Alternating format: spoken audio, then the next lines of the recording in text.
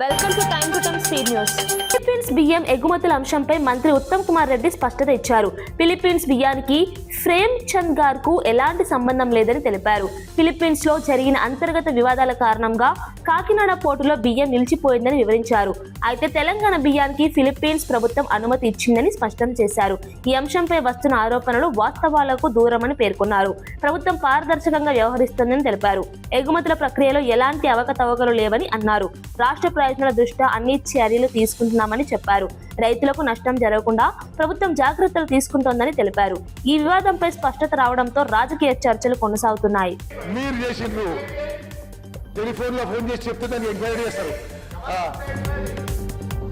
ఆయన అడుగుతున్నాడు చెప్తున్నా, ఆయన ఒక మనిషిని సివిల్ సప్లైస్ కమిషనర్ పంపించి బియ్యం ఎగుమతుల వ్యవహారంపై మాజీ మంత్రి హరీష్ రావు తీవ్ర ఆరోపణలు చేశారు. సిబిఐ, ఈడీ కేసులో ఉన్న ప్రేమ్ చంద్ గార్ను అడ్వైజర్ గా నియమించారా అని ప్రశ్నించారు. అతని సలహాల వల్ల రాష్ట్రానికి నష్టం జరిగిందా అని నిలదీశారు.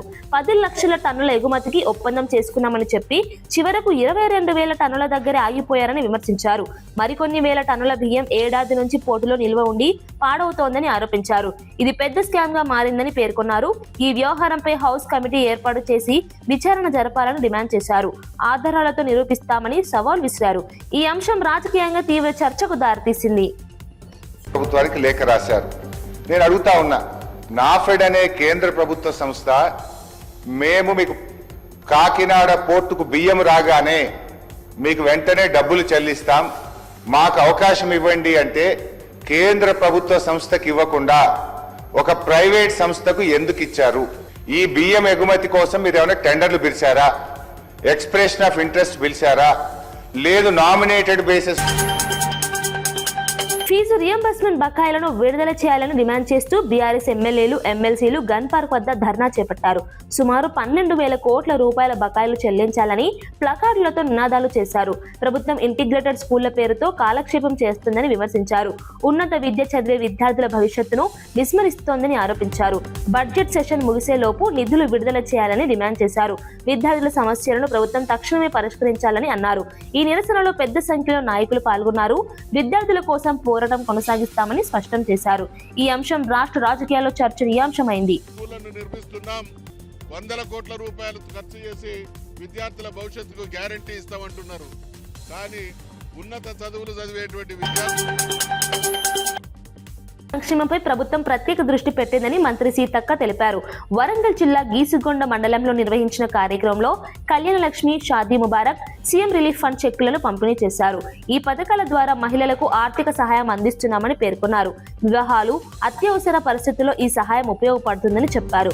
మహిళల ఆర్థిక భద్రత కోసం ప్రభుత్వం కట్టుబడి ఉందని తెలిపారు. సంక్షేమ పథకాల ద్వారా పేద కుటుంబాలకు మద్దతు అందిస్తున్నామని పేర్కొన్నారు. మహిళా సాధికారత లక్ష్యంగా ప్రభుత్వం ముందుకు సాగుతోందని అన్నారు. లబ్ధిదారులు ఈ పథకాల ద్వారా లాభపడుతున్నారని తెలిపారు. ప్రభుత్వం మరిన్ని సంక్షేమ కార్యక్రమాలు చేపడుతుందని స్పష్టం చేశారు. అందరూ దయచేసి గ్రూపులలో చేరండి. గ్రూపులలో చేరడం గ్రూపులలో చేరడం మూలంగా చాలా లబ్ధి జరుగుతుంది. ఇవాళ ఇన్సూరెన్స్ కానీ, లోన్ మాఫీ కానీ, మహిళలు తీసుకున్న లోన్ మాఫీ కానీ, తర్వాత ఇల్లు వస్తే ఇల్లు కట్టుకోవాలంటే ముందస్తుగా 1 లక్ష రూపాయల దాకా అప్పియడం కానీ, మొబైల్ టికెట్ సెంటర్ కూడా ఇప్పుడు మేము మహిళా సంఘాలను ప్రోత్సహిస్తాము. మన బడ్జెట్ లో కూడా ముఖ్యమంత్రి గారు గౌరవనీయులు పేదలందరూ బాగుండాలని మరి 1,50 లక్షల మందికి రేషన్ కార్డులు, తెల్ల రేషన్ కార్డులు, సన్నబియ్యం ఇస్తాము.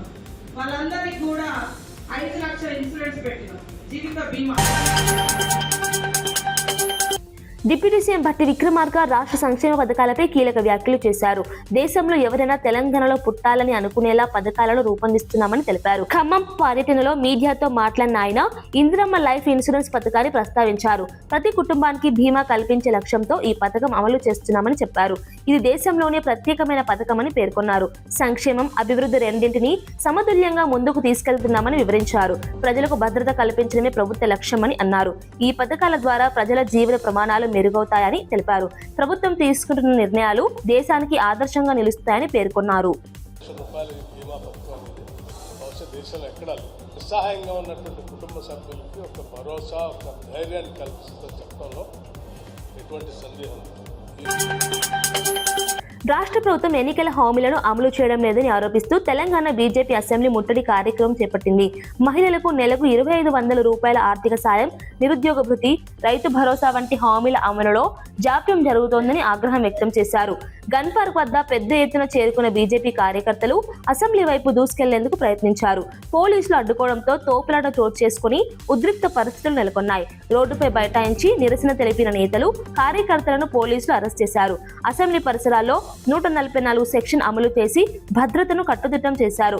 ప్రభుత్వంపై ఒత్తిడి తీసుకురావడమే ఈ ఆందోళన లక్ష్యమని బీజేపీ నేతలు తెలిపారు.